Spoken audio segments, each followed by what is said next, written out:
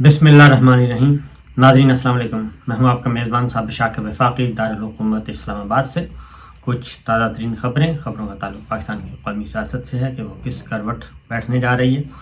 बज़ाहिर ऐसे लग रहा है कि इमरान खान साहब एक डील करके चले गए थे और अब हुकूमत के लिए कोई मसला नहीं है, लेकिन इमरान खान साहब ने कल कोर कमेटी का इजलास बुलाया और उसके बाद एक प्रेस कॉन्फ्रेंस की, और उस प्रेस कॉन्फ्रेंस में वाज़ेह तौर पे 3-4 बातें की। नंबर 1 उनमें जो इम्पोर्टेंट थी वो यही थी कि वो डील करके किसी किस्म की कोई डील नहीं की, और दूसरा ये कि वो एक बाकायदा तौर पे एक प्लान तैयार किया गया था, और उस प्लान में अगर वो उस जाल में फंस जाते तो फिर फ़ौज के साथ तसादुम करवाना मकसूद था। जिसने भी स्क्रिप्ट लिखा था उसमें फ़ौज के साथ तसादुम करवाना मकसूद था कि किसी भी तरीके से इमरान खान साहब आएँ डी चौक और वो तकरीर करेंगे, खिताब करेंगे। कुछ शरपसंद जो हैं वो निकलेंगे और निकल के पार्लियामेंट हाउस पे, सुप्रीम कोर्ट ऑफ पाकिस्तान पे या वज़ीर आज़म हाउस की तरफ जाने की कोशिश करेंगे, और वहीं से तसादम शुरू होगा। और तसादम के बाद फिर जो होना था वो एक खौफनाक मंजरनामा था, और उसके बाद उस सारे के सारे मामले का ज़िम्मेदार ठहराया जाना था इमरान खान को, और उन पर मुकदमा चलाया जाना था, और ये सब कुछ होना था। और उसमें हो सकता है खुदा न खास्ता कोई दूसरी जानिब यानी कि सिक्योरिटी फोर्सेस का कोई बंदा अल्लाह को प्यारा हो जाता या वो इसका टारगेट होता। तो ये सारी चीज़ें उनके पास इंफॉर्मेशन मौजूद थी, तो इसलिए ये सारी बातें इमरान खान साहब ने तो नहीं बताई, लेकिन उन्होंने ये ज़रूर कहा कि कुछ लोग चाहते थे कि फ़ौज के साथ बरह रास्त अवाम का तसादुम हो, पाकिस्तान तहरीक इंसाफ का तसादुम हो, और वो उससे फ़ायदा उठाएँ। लिहाजा उन्होंने एक तो ये बात क्लियरली कही, और दूसरा उन्होंने कहा ना डील की है और ना ही डील करने का इरादा है, बल्कि अगला जो लॉन्ग मार्च है वो बाकायदा तौर पे होगा और जल्दी होगा, और इससे पहले लॉन्ग मार्च से पहले सुप्रीम कोर्ट ऑफ पाकिस्तान से रुजू किया जाएगा, और पुरअमन लॉन्ग मार्च के लिए हम अपना जो जमहूरी और सियासी हक़ है वो इस्तेमाल करेंगे। सुप्रीम कोर्ट ऑफ पाकिस्तान से हम कोशिश करेंगे कि कुछ हमें अहकामात मिल जाएं, और जो राना सनाउल्लाह ने पिछली दफ़ा जुल्म बर्बरियत का बाज़ार गर्म किया वो दोबारा बाज़ार गर्म ना हो सके। उसकी रीज़न मैं आपको बता दूं कि खान साहब की बातों में थोड़ी बहुत सच्चाई इसलिए भी है इस मामले में कि ये जो सब कुछ हुआ, सुप्रीम कोर्ट के अहकामात के बावजूद लोगों को रिहा नहीं किया गया, तशद्दुद किया गया, आंसू गैस के शेल, और अब जो सोशल मीडिया पे तस्वीर आ रही हैं उस वक्त क्योंकि इलेक्ट्रॉनिक मीडिया कौमी ज़राए अबलाग ने तो कुछ और ही चला रहा था, वो तो इश्तिहार चला रहा था, और सड़कों पे जो कुछ हो रहा था वो अब सोशल मीडिया पे आ रहा है। किस तरीके से बच्चे, मासूम बच्चे जो हैं वो बिलबिला रहे थे, आंसू गैस उन पे फेंका जा रहा था, ख़वातीन को धक्के दिए जा रहे थे, खातून से बेटा छीन लिया पुलिस ने, और ये सारे मनाजर, खौफनाक मनाजर जो हैं, दर्दनाक बल्कि कहना चाहिए, वो हम देख रहे हैं। बहरहाल उसके बावजूद ये हुआ कि 16 मुकदमात जो हैं वो दर्ज किए गए हैं साबिक वज़ीर आज़म इमरान खान पे, असद उमर साहब पे, शाह महमूद कुरैशी साहब, शीरीन मज़ारी, ज़रताज गुल, अली यामीन गंडापुर और खुर्रम नवाज़। इस तरीके से बहुत सारे मुकदमात दर्ज किए गए हैं, और अगर खुदा न खास्ता तसादुम हो जाता और कोई फायरिंग हो जाती तो फिर तो आप तसव्वुर भी नहीं कर सकते कि किस नौइयत की कार्रवाइयाँ होनी थीं। बहरहाल अभी भी जो सिस्टम है वो कुछ सिस्टम सपोर्ट नहीं कर रहा है इम्पोर्टेड कंपनी को, लेकिन इलेक्शन कमीशन ऑफ पाकिस्तान डट कर सपोर्ट कर रहा है, और उसको बिल्कुल कोई नहीं है, शर्म हया टाइप चीज़ नहीं है। वो बदस्तूर अभी भी खुला कर सीना तान के वो एक ऐसे लग रहा है जैसे वो एक फ्रीक है, कोई आइनी इदारा नहीं है, बल्कि वो एक मुतासिब तासुबात बरते जा रहे हैं। उसकी रीज़न है कि इलेक्शन कमीशन ऑफ पाकिस्तान का अपना फ़ैसला है कि पंजाब असम्बली के 25 अरकान जो हैं वो 23 या 25 वो डीसीट हो चुके हैं, डिस्क्वालीफाई हो चुके हैं फ्लोर क्रॉसिंग के इल्ज़ाम में, लेकिन उसमें 5 जो थे वो मखसूस नशिस्तें थीं। तो पाकिस्तान तहरीक इंसाफ अपनी 5 जो मखसूस नशिस्तें खाली हुई उनके लिए अपने उम्मीदवारों का बता चुका है, लेकिन ईसीपी नोटिफाई नहीं कर रहा, नोटिफिकेशन जारी नहीं कर रहा। जैसे ही नोटिफिकेशन जारी करेगा पंजाब असम्बली में नंबर्स गेम जो है वो ख़राब हो जाएगी, पाकिस्तान तहरीक इंसाफ के 5 नंबर बढ़ जाएंगे और मज़ीद हमजा शहबाज साहब की वज़ारत आला ख़तरे में पड़ जाएगी। पहले भी ख़तरे में है, वो मज़ीद ख़तरे में पड़ जाएगी। इसलिए ECP जो है वो ना सिर्फ ये कि नोटिफिकेशन जारी नहीं कर रहा बल्कि वो मौका दे रहा है जो नाअहल अरकान हुए हैं, लोटे करेसी के शिकार हुए हैं, वो सुप्रीम कोर्ट से जाके कोई स्टे वटे ले लें। वो ये सारा काम कर रहा है। और लेकिन दूसरी जानिब पाकिस्तान तहरीक इंसाफ मुंतज़िर है, इसीलिए ये सारा कुछ हुआ। अब एक और ख़बर भी है। गवर्नमेंट शहबाज शरीफ साहब की, मुस्लिम लीग नवाज़ की है, वज़ीर आज़म है, हमजा शहबाज वज़ीर आला पंजाब हैं, उन पर फ़र्द जुर्म आयद होनी है।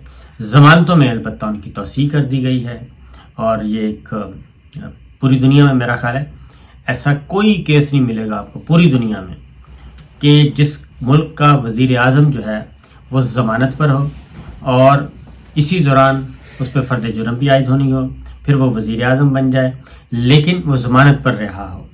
तो पाकिस्तान में भी पहला मौका है और पूरी दुनिया में भी ये पहला मौका है, पहली तारीख़ में, हिस्ट्री में, कि शहबाज शरीफ साहब वज़ीर आज़म हैं लेकिन ज़मानत पर रहे हैं और उनकी ज़मानत में तोसी हो रही है।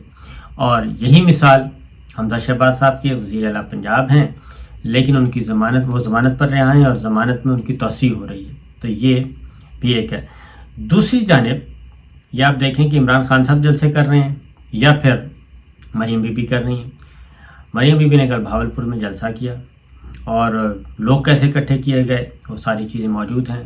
और सरकारी मशीनरी, सरकार का हुक्म, सरकारी मुलाजमीन, ये बड़ी तादाद, लेकिन इसके बावजूद भावलपुर में वो जलसा कामयाब ना हो सका।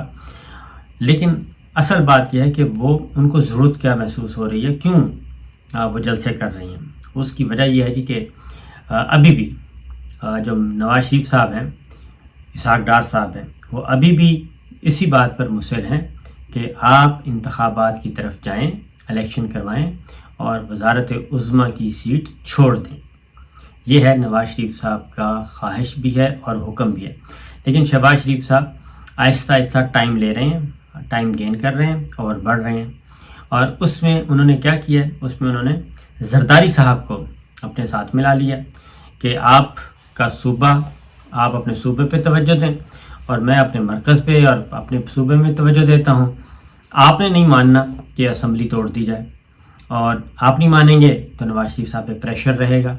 तो कहाँ शहबाज शरीफ साहब पेट फाड़ के पेट चाक करके पैसे निकालने वाले थे, तो वही अब जरदारी साहब के साथ मिलकर खेल रहे हैं और बेवकूफ़ बनाया जा रहा है नवाज शरीफ साहब को और मरियम बीबी को कि जनाब जरदारी साहब नहीं मान रहे, मैं तो तैयार हूँ। इसलिए ये मामला अभी तक फंसा हुआ है और असम्बली नहीं टूट पा रही।